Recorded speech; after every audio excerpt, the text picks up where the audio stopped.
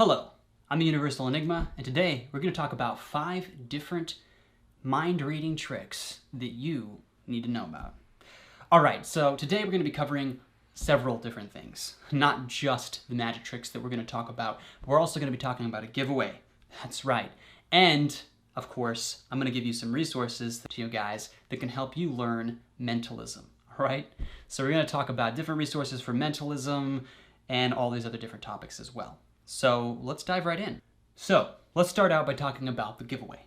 Now I'm sure you want to know exactly what you're going to win, and so I'll tell you what you're going to win, but you'll want to stay towards the end anyway, alright, if that's the only reason you're here. Trust me, there's more good information here that you need to know.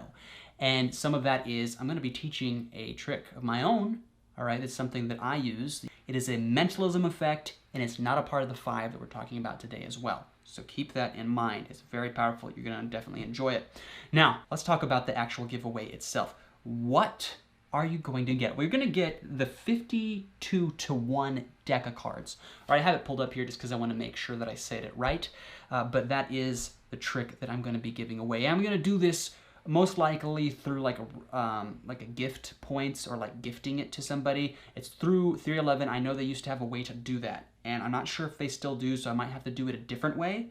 But I bought the version for me, but what I'm going to do is I'm going to buy the version again for one of you guys. So you'll get the full trick and everything, and I'll figure out the way to do this. I'm not sure exactly which way I'm doing it right now, but I will be doing that this week. So I'll let you know when we find out who the winner is, how I'm going to do that. So, that being said, that's what you have to look forward to. Now remember, you have to smash the like button, right?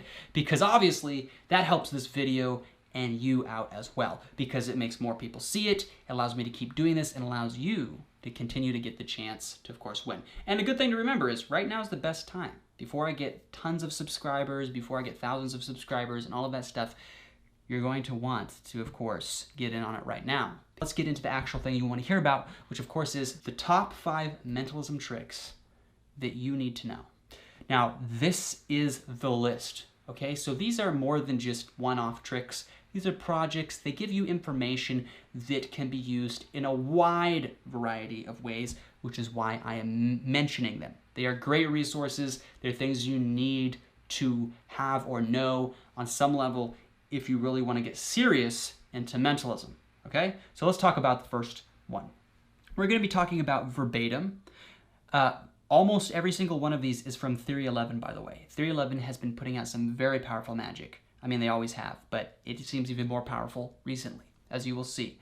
And so we're going to be talking about verbatim, double agent, the 52-to-1 deck, Parapad, which is something that I've used for a long time. I just thought I'd throw it in there. And then finally, freeform mentalism and different stuff by Peter Turner. Okay, so these are the things I'm going to be talking about today. Let's hop in to those reviews.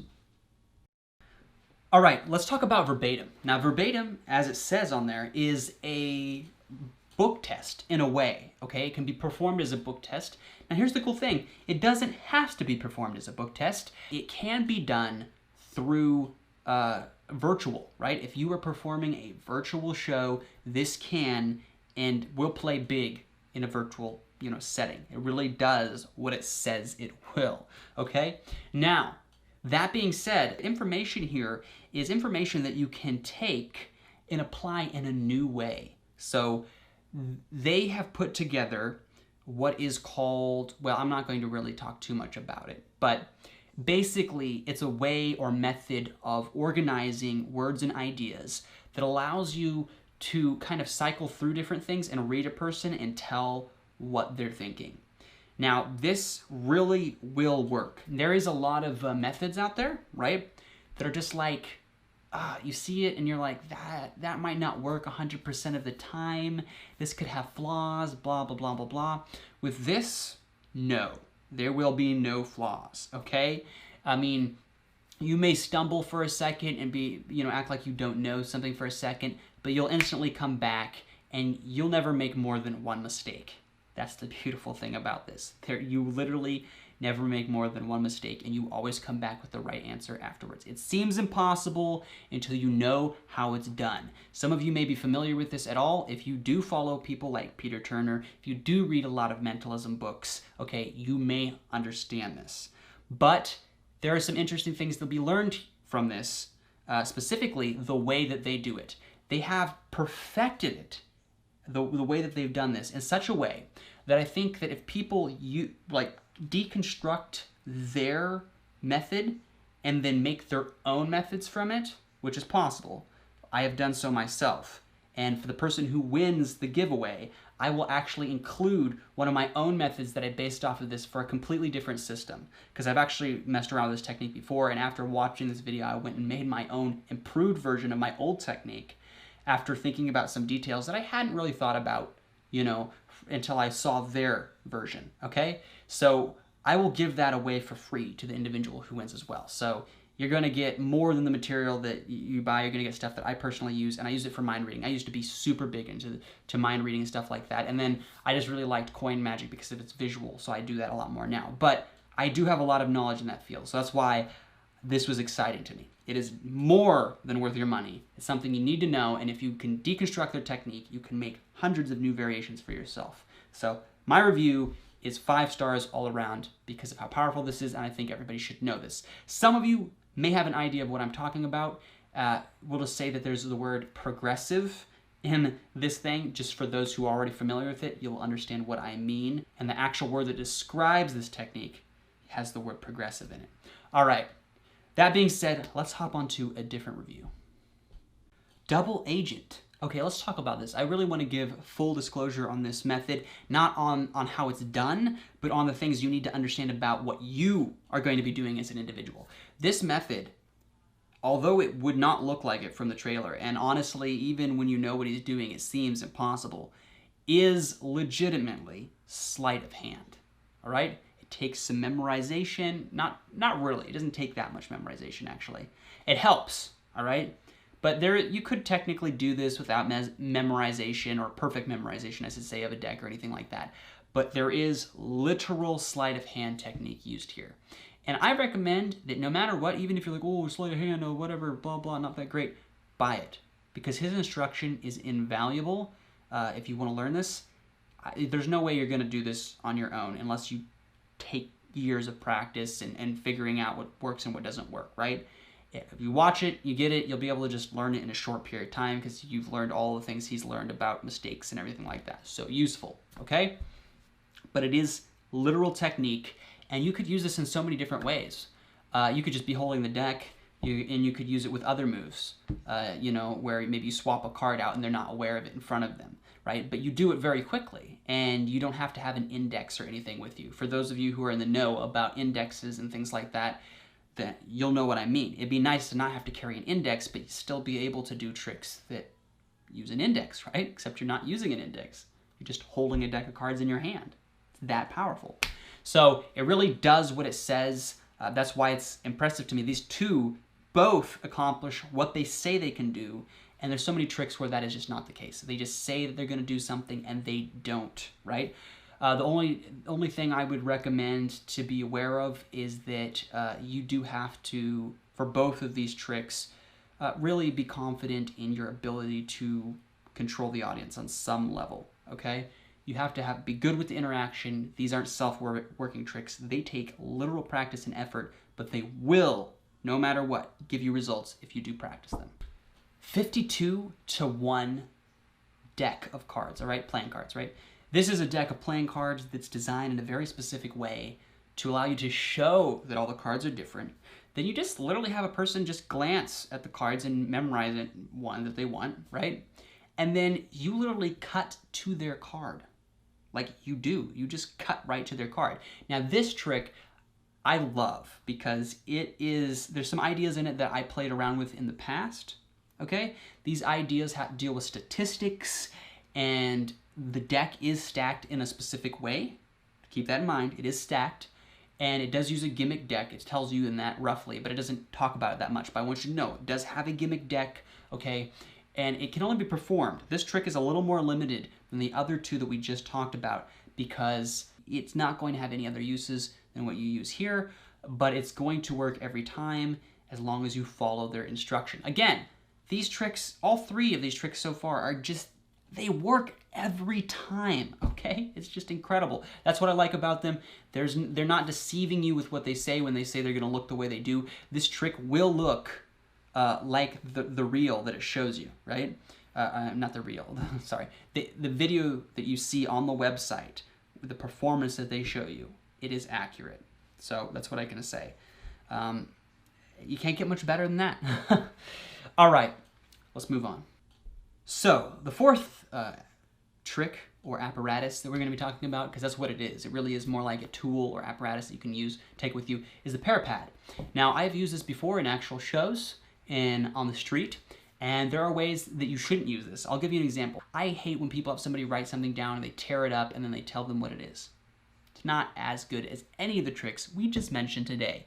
All the tricks mentioned today look like legitimate magic. People are doing, like, people are just thinking of things and they're being told what they're thinking.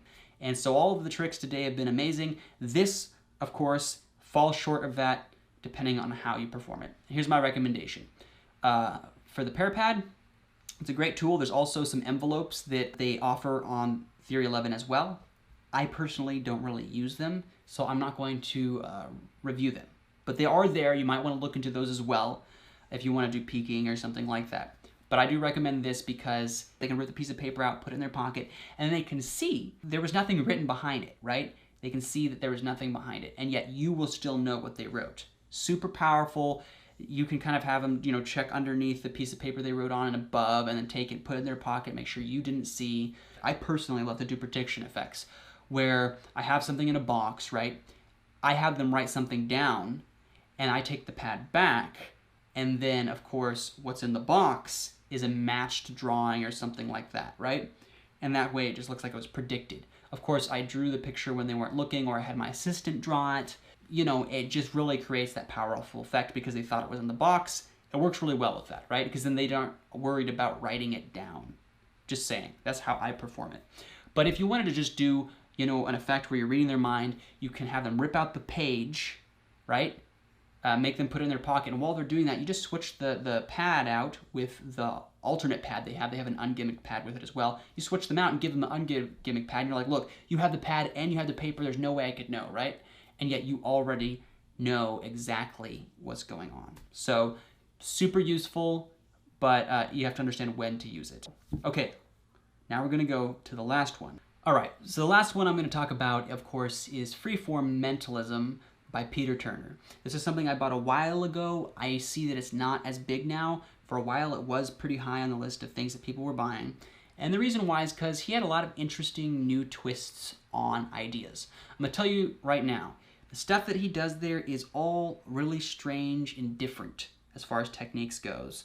But it's good to know because by changing it or applying, or not even changing it, just the techniques themselves, if you do exactly what he says, for the most part, you're going to get strong, powerful reactions. You're going to trick people in ways you never thought possible. You can create some serious, crazy-looking mentalism. And if you're somebody who wants to maybe do a YouTube video or you want to do your own TV show, a lot of the techniques mentioned here are going to be very useful for you. So I recommend understanding them. That's if you want to really take it to that level. But there is a lot of interesting stuff in here. Personally, there's one of my favorite effects where you have a spectator think of a card and then the other spectator counts through the cards and finds that person's thought of card. And the thing is, it really looks like this person just thinks of a card without ever saying anything or getting questioned, and then apparently the other person finds the card they're thinking of. So the spectators are doing all the work and you're doing nothing, is what it looks like. I mean, it's a super powerful effect. And I know there's other people who talk about similar methods and things, but it's just the way he goes about it. I think a lot of people who are new to mentalism or even been in mentalism a long time and do it the traditional way will come to this, see this, and suddenly realize, wow, there's so many other unusual ways that I can go about doing this that I've never really thought about. Especially if you're doing big live performances. These things can really make your mentalism jump from just, cool to like, holy cow. But the fact is, all the stuff we've talked about so far has done that on some level. And just with these effects alone, I mean, you can take yourself to the next level where you're performing propless mentalism, right? I mean, in fact, if you want to even look into it, Peter Turner has a project called Propolis Mentalism, and it's pretty cool. I like it, but I think some of the props and things in here, right, that we've talked about are better, which is why I didn't talk about it right away. But if you want to get more into other obscure techniques and kind of try your own thing, that's a good way to go as well. Let me know your thoughts if you do buy any of this stuff. Like, did it work for you? What did you think? Did you think my review was good? Like, please let me know. That being said, if you like this, remember, smash the like button, hit the subscribe button. You don't want to miss out on all the good content that's coming out. All right. Are you guys ready to learn this awesome mentalism effect as a bonus? I hope so. Here's what it looks like. I'll jump into the presentation first. So, we're going to be talking about the concept of quantum entanglement. Now, you may not be familiar with what that is, but basically it means that there are two particles, right? They come into existence at the same time, and they relate to each other, all right? So one particle is similar to the other particle in some way, or I should say, they're not really similar, but they affect each other on like a microscopic level. If one thing happens to this particle, the other particle is affected. Now, it's a lot more complicated than that, but I don't want to go into that detail. You'll see how this relates to the cards in a second. So for right now, I'm going to put one card aside. Now, we'll get to this card, but it's not important for right now, and it's not the card that you're going to choose, right? It's not that same mold effect. It's slightly different, all right? It does relate to the card that you choose, but it is not the same card that you would choose. So let's just have you imagine any card. So since you're not actually here, we'll just pretend that the card you imagine is, of course, let's see, why not? Oh, the 4 of clubs, all right? So we'll move the 4 of clubs to the bottom of the deck like this. So you can see that we have here the 4 of clubs, like that. Now here's the interesting thing. Because these two cards are basically what we call quantum entangled, if this card is the 4 of clubs, then this card over here is none other than the 4 of spades. A perfect match for your 4 of clubs. All right, let's learn this trick. And really, there's only 2 moves that are really used here that are going to take practice, and that is one is the double lift and the other is the Mexican turnover, both of which are very old moves and are referenced amongst many different works on Magic. And so yeah, this is going to be fun and interesting, the classic moves, classic ideas. Let's take a look at exactly how this works. So the Mexican turnover is where you have a card. So this would be the card, the 3 of diamonds. No one knows this is the 3 of diamonds. It's just the 3 of diamonds, right? And no one will ever see this card. So what you're going to do is you're going to swap another card out for the 3 of diamonds. So in this case, it'd be the Jack of clubs, right? So I take the Jack of clubs and I'm going to act like I turn over the 3 of diamonds, but really, instead of turning over the 3 of diamonds, I actually turn over the other card, the Jack of clubs. Now you do this quickly and just kind of like nonchalantly, and people will think that you flip over that card. But what's important is you also want to have some other type of like mental solidification is what I call it. Something that makes this seem reasonable, that it's, you know, the card that's on the table. So I do that by making them see the card in your hand beforehand. So we'll put the 3 of diamonds down again. You want to, you know, switch it out for the Jack of clubs, but you don't want them to realize what you're doing. So what you'll do is you'll show them a different card, right? Instead of the Jack of clubs before you use the Jack of clubs to flip it over. And you do this by doing a double lift. So you have the Jack of clubs on top, you actually pick up 2 cards and show them the second from the top card, and after you flip it back over, you take that card and then you proceed to show this card on the table as the Jack of clubs. And that's very convincing because they think that the card that you had in your hand was actually the King of diamonds when it's not. Then all you have to do is take the card back over after you're done and then flip them over together and show it as the King of Hearts again. It keeps this consistency, it makes it, you know, unimportant to them. It's just an extra thing you can do to kind of make it better. All right, so let's break down this move, all right? Because obviously it looks a little complicated, maybe a little scary. So what happens is when you have the 3 of diamonds, when you're using the Jack of clubs, what's gonna happen is that the Jack of clubs is going to go underneath the card, right? And as your thumb hits here, you're going to lift it up ever so slightly and slide, right, the card that was on the table underneath the thumb. As soon as you do, you're going to pull back on that card and just pick your hand up as you push it forward. And that's going to flip over the card that's underneath, okay? So we're going to do that again. Watch. Here it is in slow motion. Look, I come over. The thumb lifts up slightly, allows the card to go there. I pick up the hand as I pull back this card. I know I'm doing it slow, so it doesn't look as good. Now, a lot of people will use their other finger to help. I do that sometimes. Sometimes I don't, especially when I have a good, confident move. I'm not scared about it. As long as you do it quickly, people won't know what happened. But here it is one more time. 3 of diamonds on the table. You're switching it out for this card. Here it comes. If you use the finger, you can push here, and then it comes up, and you hold that bottom card as you flip it, right? So that's what it looks like. So that's what we're going to be doing for this trick, all right? We're going to be using those 2 moves together to create this illusion. So what you're going to do is you start off the trick by putting aside a random card. We'll just pretend it's the 3 of diamonds just so it makes it easier to keep the consistency here. But a random card on the side that you're going to be switching out for the card that they name. Or not really the card that they name, the matching pair of the card that they name. So what's going to happen is you literally have them name any card, and then you start looking for that card, but you also keep your eye out for the pair. So what you want to do first is find their card. So let's say it's the 8 of spades. All right, and when I find the 8 of spades, I'm going to remove it, but not the normal way. I'm just going to cut the deck. So when I find the 8 of spades, I'm going to cut it to the top of the deck, towards them, right?